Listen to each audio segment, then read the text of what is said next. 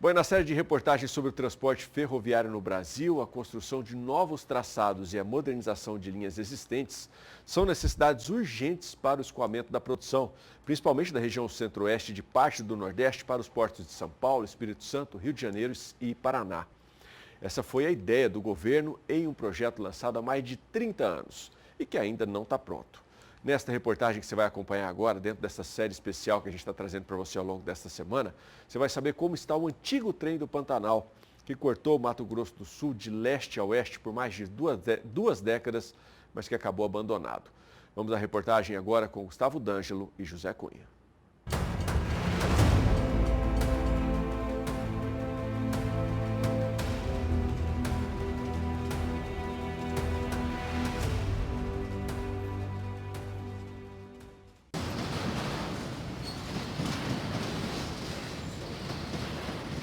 Uma obra gigantesca, iniciada ainda durante o governo do ex-presidente José Sarney, em 1987, após 2 anos de elaboração do projeto de engenharia. Os primeiros trilhos foram instalados em Açailândia, no Maranhão, em um trecho inicial com mais de 1.500 quilômetros de extensão, até Anápolis, em Goiás. A Ferrovia Norte-Sul era a esperança de solução para uma grande dificuldade de logística do agronegócio. A Ferrovia Norte-Sul começou a ser discutida em 1985, durante o governo do presidente José Sarney, com o traçado inicial entre Açailândia, no Maranhão, e Anápolis, em Goiás. Em todos estes 36 anos, a ferrovia avançou lentamente e chegou ano passado à Estrela do Oeste, na região noroeste paulista, onde será ligada a um braço da Ferronorte, que corta o estado de São Paulo em direção ao Porto de Santos e ao Mato Grosso do Sul. Os trilhos que chegaram até aqui são resultado de uma série de mudanças no projeto original. Desde 2019, a ferrovia está concedida por 30 anos a uma empresa privada, que vai pagar 2 bilhões e 800 milhões de reais ao governo federal, além de ser obrigada a investir 5 bilhões de reais em mais 2 trechos, entre Estrela do Oeste e Panorama, também no estado de São Paulo, e em direção a Chapecó, em Santa Catarina, além do Porto de Rio Grande, no Rio Grande do Sul. Para a Estrela do Oeste e cidades onde passa a Ferronorte, os novos traçados representam a possibilidade de atrair investimentos e gerar mais empregos. Teremos uma economia pujante nesses 10 próximos anos. Posso dizer ao senhor, Estrela do Oeste, principalmente, posso falar em nome de Estrela, terá quase dobrar aí a população, porque aquelas empresas que vão se instalar aqui, vai gerar, pessoas vão ter que ter suas residências, gastar no comércio de Estrela. Então, invisto em Estrela do Oeste, não só na parte para construir empresas, galpões, na infraestrutura Estrela do Oeste, hotéis, casas, prédios, porque teremos muita procura pelas famílias, pelos trabalhadores que vão vir nessas empresas. Nós temos todo tipo de agronegócio, todo tipo de produção, ele poderá ser escoado sobre trilhos. É muito mais econômico, não vai chegar mais rápido, mas vai chegar muito mais seguro em termos de acidente e muito mais barato. Nós, por exemplo, aqui vivemos a exportação. A região já exporta bastante. Estrela do Oeste exporta bastante. Está nas primeiras no ranking regional, por exemplo. E nós temos dificuldade de logística. Caminhão levando container, por exemplo, e com o trem isso facilita, mais barato, evidentemente, que é um custo mais barato, ajudando as empresas a terem viabilidade. Portanto, a Norte e Sul, ela tem esse propósito de integração nacional e, com certeza, para a região e para o país, ela é extremamente importante. É um marco histórico de desenvolvimento dos últimos tempos, não tenho dúvida disso. No primeiro semestre de 2021, a concessionária iniciou a operação no trecho Centro-Sul da Ferrovia Norte-Sul. Em São Simão, Goiás, foi construído um terminal com capacidade de movimentar 5,5 milhões de toneladas de soja, milho e farelo de soja por ano, num investimento de 711 milhões de reais. Em Rio Verde, também em Goiás, foi construído um terminal para soja e fertilizantes, com capacidade de movimentar 11 milhões de toneladas. Nos dois sentidos, a ligação ferroviária permitirá o escoamento em maior quantidade da produção de estados do Nordeste, parte do Norte e do Centro-Oeste do país aos portos de Santos, em São Paulo, e de Paranaguá, no Paraná, com ligações diretas com o Mato Grosso do Sul, um dos estados com a menor infraestrutura de trilhos do país. Este é o assunto do repórter José Cunha.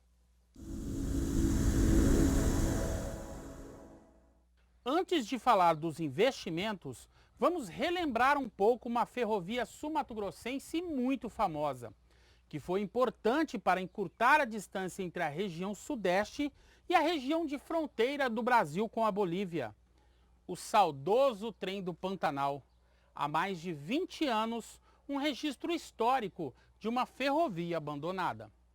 Um trem parte ao meio a paisagem e sobre trilhos passa tudo mais ligeiro. Mas será a vida uma viagem, todo mundo apenas passageiro. Mas será a vida uma viagem, todo mundo apenas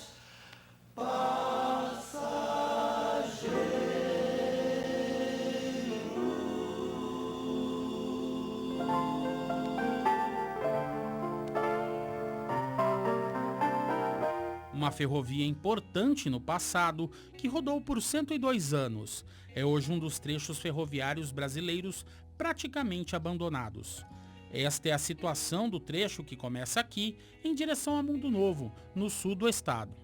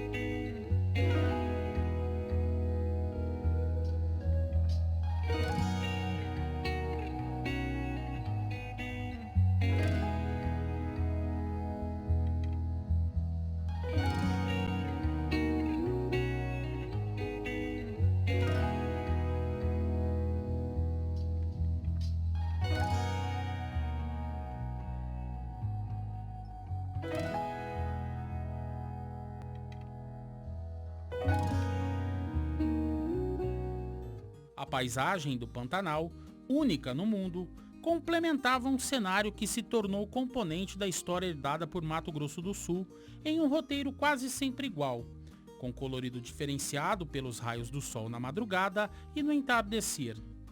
A última viagem do Trem do Pantanal foi em 1996, na época em que a privatização e as concessões das linhas tomaram o lugar do antigo cenário sul-mato-grossense.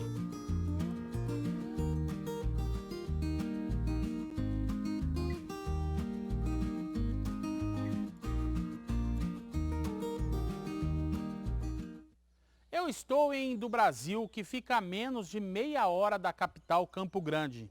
Aqui há um encontro do tramo principal da antiga ferrovia da NOB, que vai de Três Lagoas a Corumbá, em um percurso de quase 850 quilômetros.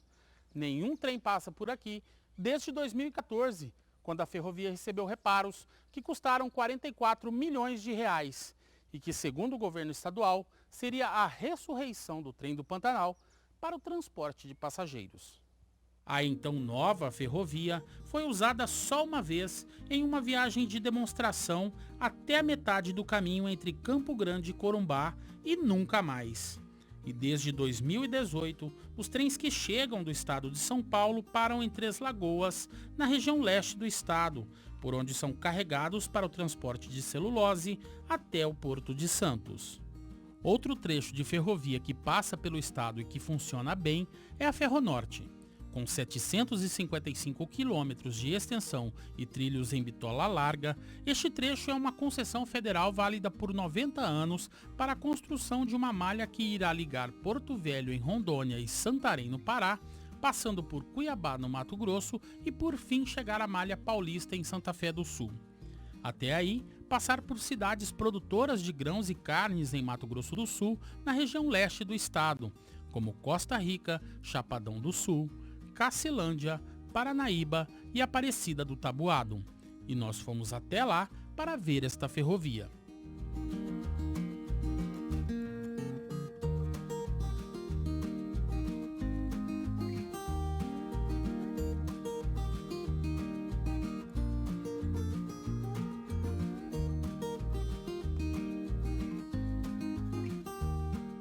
Inaugurada em 1998 pelo presidente Fernando Henrique Cardoso e orçada em mais de 550 milhões de reais, a ponte rodoferroviária conhecida como Ferronorte é hoje a principal ferrovia que liga os estados de Mato Grosso e Mato Grosso do Sul ao estado de São Paulo.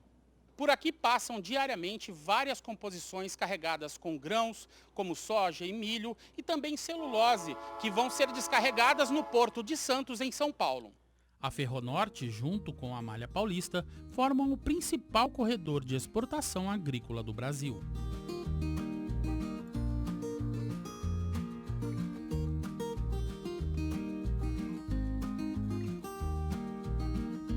A instalação de mais uma fábrica de celulose em Ribas do Rio Pardo, a 200 quilômetros de Três Lagoas, vai aumentar a importância da ferrovia. Por isso, um grupo de empresas agiliza um financiamento internacional de US$ 1,5 bilhão para a realização de um estudo de modernização da ferrovia. Ao mesmo tempo, o governo federal apronta um novo edital de concessão do antigo trem do Pantanal, que já pertenceu à iniciativa privada e acabou sendo devolvido. Um outro trecho da antiga ferrovia NOB vai aqui de Indo Brasil até Mundo Novo, divisa entre Mato Grosso do Sul e Paraná, com mais 473 quilômetros. Outro abandono. Nenhum trem passa por aqui em direção ao Porto de Paranaguá. A solução, porém, pode estar a caminho em um projeto de revitalização e ampliação da ferrovia. Assunto de amanhã desta série, com o repórter Mauro Andrade. O Paraná concentra outro grande investimento em logística ferroviária, no momento com a possibilidade de resolver de vez o problema de transporte oeste-leste, encurtando o caminho até o Porto de Paranaguá. Muitos ajustes para a execução do projeto já estão sendo feitos, mas há muito trabalho pela frente e falaremos disso amanhã.